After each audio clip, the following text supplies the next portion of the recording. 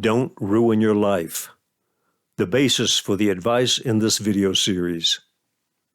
As you listen to this video series, you may think some advice is just plain old common sense, but it's clear from the past and current condition of humankind that 1. Entire cultures disagree on what common sense includes. 2. Many people lack the most common types of common sense. And 3. People often allow desire and emotion, love, greed, envy, etc., to override whatever common sense they have. So I never base my advice on supposed common sense. Instead, the advice is based on these 4 things: self-interest, empirical evidence, generalities, and cause and effect. I will explain each one more fully. Self-interest. The advice in this video series is based on behavior that will benefit you personally.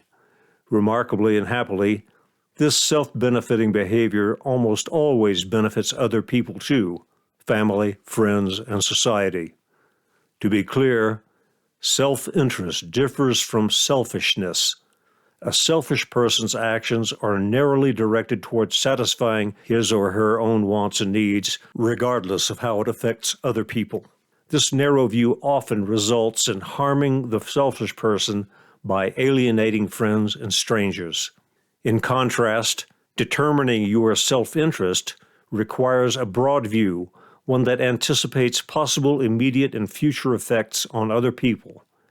In a situation that presents 2 possible courses of action, the action taken in your self-interest may be exactly the opposite of the selfish action.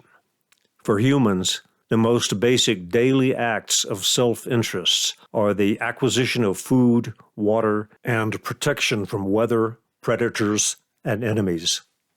For various powerful reasons, instinct, emotion, sources of labor, mutual defense, etc., self-interest also extends to making sure that your family, friends, and society also have these things. For humans, satisfying desires can also become important acts of self-interest. These desires usually deal with becoming as safe, contented, productive, skilled, and knowledgeable as possible. Self-interest often includes satisfying these same desires for one's family, friends, and allies.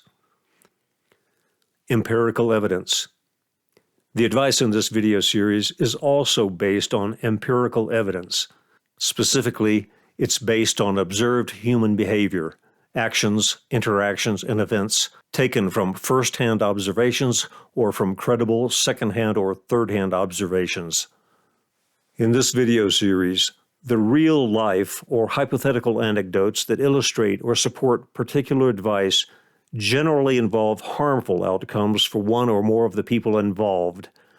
They are stories about failure of one kind or another, rather than success.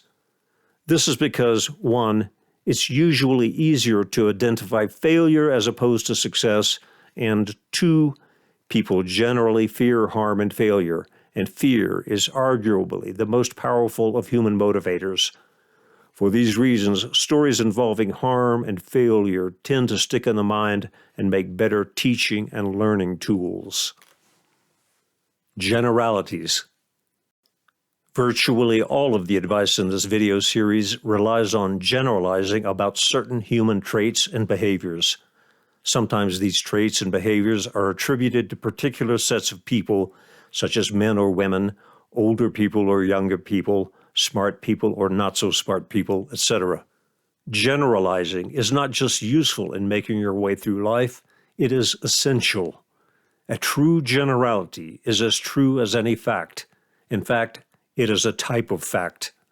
For example, if you say, most crows are black, or crows are intelligent birds, you are stating generalities about crows and also stating facts about crows as a group.